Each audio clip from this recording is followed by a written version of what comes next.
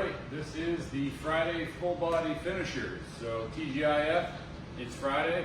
I have an AMRAP workout for you. So it's an AMRAP 15 minutes. I'm going to go through and explain the exercises, and then I'll go ahead and demonstrate some of the stuff, and then we're going to go ahead and dive into the workout. Like usual, I'm going to demonstrate one round of everything, so you can get a feel for it and I can set the tone and set the pace for you. And then from there, you get to continue it and finish it on your own. Let me know how you do. Drop it down in the comments. Let me know how many rounds of this that you get.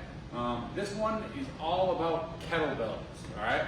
So we're going to be using the kettlebell. So hopefully you have a kettlebell that you can use at home. This is a kettlebell. It is a great thing to use. And so I'm going to throw a couple of exercises at you that you probably haven't necessarily seen before. These are new to most people, outside of their typical wheelhouse of what they've seen with the kettlebell. So I'm going to really kind of break these down for you. The workout, as you can see in the description, it's an AMRAP 15, but we're sticking with a 15 theme where you're going to do 15 reps of each exercise, going through the list and then repeating as many times as possible in the 15 minutes as you can.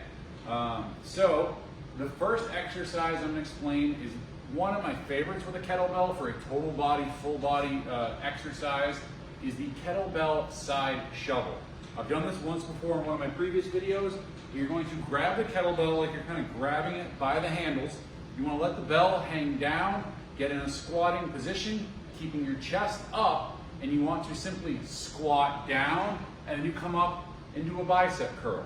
So then you're going to squat down, maybe alternate the curl. You can come straight up to the middle as you do a curl, but you want to make sure as you're doing this, you're sitting down, chest is up, kettlebell comes down, and back up. You don't want to get in the motion of swinging as you do the kettlebell, using your back as you swing up and down. Use your legs, but I will kind of caution you, as you start to get tired with any movement, your body starts to figure out the easiest way to do it, right? So avoiding squatting and simply leaning forward feels easier to a lot of people once your legs get tired, but I don't want you using too much of your lower back, especially since I threw in some lower back exercises in this workout. All right, so kettlebell side shovel, great exercise, gets that heart rate up as you're going through squatting and curling, getting that full body movement. As far as weight selection, you can probably, for most of this stuff, stick with roughly the same weight. If you have multiple kettlebells, you can switch between different weights. That'll be even better. But really, for the most part, pick a weight and stick with it for you. With the kettlebell side shovel, I always usually recommend whatever weight you can think of with a dumbbell that you can curl in each arm. If you double that and combine that, that's what I would select typically for the one kettlebell. But since this is in a series of like a bunch of exercises in a workout, you want to go something lighter than what I just discussed. So that's where I have the 25-pound kettlebell. I think the 35 would be a great kettlebell to use for this workout. 45 even better, but for just demonstration purposes, I'm going to stick to that 25-pound kettlebell. So the next one is called the golf swing. All right.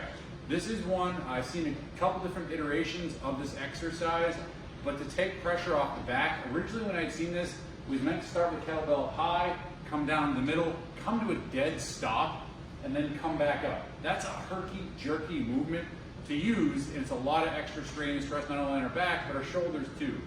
So the variation that I like to have everyone do for the kettlebell golf swing is great for torso rotation, as well as just that full body, using your shoulders quite a bit as well.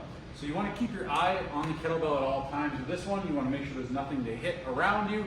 And you're simply going to take the kettlebell, swing it across, pivoting on that foot, coming back and forth. If you get a chance now to look down at my feet and see how the pivot works, that kettlebell acts as a pendulum, swinging through from one side to the next. Again, keep your eye on the kettlebell to make sure that you're staying focused with it. That keeps your head and spine more aligned as you rotate through versus swinging off to one side. So that is the kettlebell golf swing. Then from here, the workout consists of sit-ups. You've heard me talk about and be a big proponent of doing the butterfly style sit-ups. Opens up your abs a little more. allows you to come up, touch the toes, and back down. So that is gonna be the next exercise. I tried to break this workout up where you have a couple of exercises that are either upper body, total body, or lower body. Then you have a core exercise. So the next one is kind of what the kettlebells are typically most known for, is the kettlebell swing. So on this, you want to basically squat, let the kettlebell float up. And what happens with the kettlebell swing is that, I'm going to show it from the side, this hip momentum. So when you come up and you create that hip thrust coming up, it allows the kettlebell to more effortlessly float up. And then you're simply controlling the fall of the kettlebell by squatting with it, all right? So there's different variations where some people will come up higher than others. If you notice, I tend to try to let my arms float up towards the top of the kettlebell swing. Some people just come to their arms are straight out. That's really a matter of preference. It's gonna take you longer if you go with a further range of motion. I almost kind of like it because it allows me to get up higher to kind of catch my breath and get a little bit longer before coming all the way back down and stopping short. But again, matter of preference. So the next is the kettlebell tricep overhead extension. So holding on the kettlebell, my preferred way to do this is you hook your thumbs in the middle of the kettlebell, lifting it above your head, going down and coming up, getting that full extension as you come up and down. I've seen people do it by holding on the handles like this, but I just kind of feel like that weight pulls back on the wrists, especially if you go a little bit heavier one. It just doesn't seem as comfortable as grasping the ball with those thumbs hooked inside. All right, so then the next exercise is doing some Supermans. So for those of you who don't know what the Superman is, it's simply lying down on your stomach. You lift your arms and legs up, come all the way down, and back up. That works your lower back area and as you go through this. So I just want to break everything up with a core exercise. Next is a kettlebell goblet squat, all right? So I'm assuming the name goblet comes from the kettlebell looks like you're holding some goblet or chalice. It's like as you're holding on to it. And then from here, you're simply going to squat. I like to let my elbows come down and rest almost the inside of my knees, and then back up, focus on keeping your chest up as you work through these squats. Anytime you're holding a weight, the closer you keep it to your body, and especially at chest level, the more it's going to take stress and strain off your neck muscles and your traps. Typically, you wouldn't hold a weight way out the end of your arms because the weight is more at the end of the lever, your arms, and it's going to create more stress and strain. Keep it close to you, keep it at chest level. That's usually the best place. Next is a kettlebell sumo deadlift high pull. Sounds like a mouthful, but really all it is, you get in that sumo stance for a squat, wider stance, toes pointing slightly out, and then from here you go down, grabbing the kettlebell by the handle, and you stand up and you do the high pull. So where the deadlift comes from is simply you're picking up that dead weight from the ground and standing up, but on this exercise you're going to complete by doing the full high pull. Now take a note at where my elbows are in relation to my arms. They're elevated and up high. You don't want to be having a neutral position or a down position. I heard a trainer once explain this, and it's kind of fun, it makes you smile when you hear it, is that you want to think about when you come to the upright position on an upright row, or the high pull, you want to make sure your elbows are up like you're smiling with your arms. So obviously smile with those arms, get those elbows up. It really helps to make sure you're getting more of your traps versus just getting down here, and elicits more of your upper back muscles as well. Lastly, it's followed by a kettlebell Russian twist. So sitting down on the mat, you hold on to that kettlebell, and then from here, whether you keep your feet down, twisting, you can get a tap, or if you want to just twist to the side and come back side to side, you can pick up one foot for a little more challenging. You can pick up both feet, and this incorporates balance as you twist side to side. Now, I haven't done a Russian twist in one of the workouts videos that I've explained yet, but I really like to caution people on the Russian twist because abs are meant to induce movement, not meant to necessarily as much induce movement as they are more so set up in our body to stop movement. all right? So you don't want to be herky-jerky, twisting, because that's not really great for our spine. So the way I like to think of it is abs are meant, if I came up and pushed you in the shoulder, you get recoiled backwards, you're stopping the momentum and pulling yourself back to center. Think about that same concept with the kettlebell. You want to twist to the side, control the motion, and pull it back to the center. Slow twist and control, pulling it back to the center. You don't just want to fly it out there and then jerk it back. Make sure it's a controlled movement. Your abs are engaged at all times as you twist back and forth. So that's essentially the breakdown of the workout and the exercises today. Let me know if you had any questions on this stuff. Feel free to rewind this stuff if you need a little bit of practice or to go through any of these movements. But I think really from there, you get a great intro to using the kettlebells. That's why I want to come up with a more comprehensive workout based around using the kettlebells, because they're a great thing to use. I just feel like they're underutilized by a lot of people because they don't know what to necessarily do with them. Some of the benefits of, I think, of using a kettlebell versus dumbbells are that for certain exercises, they're more ergonomically designed to hold on to and balance that weight throughout the movement. I mean, like for instance, for triceps, I prefer using the kettlebell over the dumbbells. Obviously for a kettlebell side shovel, it stays more streamlined, close to the body.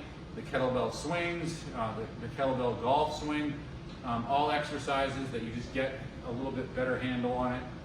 Squats, I feel like it's 1/2 dozen of the other. You can hold on to a dumbbell just as fine as you can holding on to a kettlebell in a goblet squat position. But then the kettlebell sumo deadlift high pull, I just think it's way better than trying to hold on to a dumbbell as you come up, because the handle allows you to come up, and most time dumbbells, you can't get your hands in between the ends of it. So, all right, we're gonna go ahead and get into it here with the first round. If you wanna do obviously a warm-up, I always recommend preparing your body, whether it's using a foam roller. I've been incorporating a lot of the PVC pass-throughs to warm up your shoulders. But it's Friday, people. I'm just gonna dive into this. We're gonna do a round together. But like I said, if you wanna do a workout right now, pause the video, do some stretching, and really do some preparatory work before diving into it.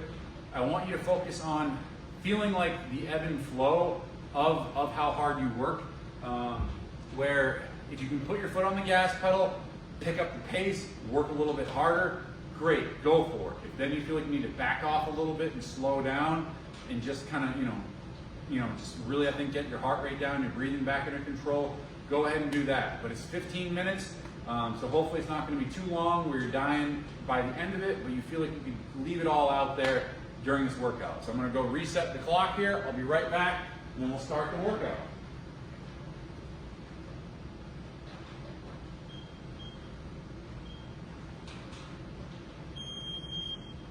All right. So let's get ready to dive into it. We're going to start with the kettlebell side shovel. And just to give you a timer, I already started that timer. We're going to start in 3, 2, 1. We got 15 of these, so let's go. 1, 2, 3, 4, 5, 6, 7, 8, 9, 10, 11, 12, 13, 14. Now the last one, to make it even, come up to the middle, there's 15. Now we have the golf swings. Turn to the side, 1, 2, 3, 4, 5, 6, 7, 8, 9, 10, 11, 12, 13, 14, and 15. All right, now we have the sit-ups, heading down to the mat. 1, 2, 3, 4. I like to use that momentum. Hands touch behind you. 5, 6, 7, 8, 9, 10, 11, 12, 13, 14, and 15. Now we have the kettlebell swing. Transitions are really important on these workouts to make sure that you're staying efficient with time. There's 2, 3, 4, 5, 6, 7, 8, 9, 10, 11, 12, 13, 14, 15 on the kettlebell triceps. Grabbing thumbs in, coming up 1, 2, 3, 4, 5, 6, 7, 8, 9, 10, 11, 12, 13, 14, 15. Down on the mat for the Superman. 1, 2, 3, 4, 5, 6, 7, 8, 9, 10, 11, 12, 13, 14, 15. All right, then the goblet squats. Holding onto this, going down. 1, 2, 3, 4, 5, 6, 7, 8, 9, 10, 11, 12, 13, 14, 15. The high pulls, toes out, going down, chest up. 1, 2, 3, 4, 5, 6, 7, 8, 9, 10, 11, 12, 13, 14, 15. Down on the mat for the Russian twist. 1, 2, 3, 4. Back and forth counts as 1, 5, 6, 7, 8, 9, 10, 11, 12, 13, 14, 15. All right, start it all over again. Back to the side shovel. You can keep going. That was, for me, it was about 3.5 minutes. Sorry, yeah, 4.5 minutes per round. I'm reading the timer correctly to get through that one round. So this should be about a 3-round workout. I think that's what time I started. Was a little bit into it when I reset it. Yeah, so hopefully you can get 3 rounds in. If you're following that same pace, keep it going. Maybe pick up the pace if you can. But yeah, awesome job. Good luck with the workout. Let me know how you did. Let me know if you got questions. Drop us a like, hit us with a comment. Have a good weekend.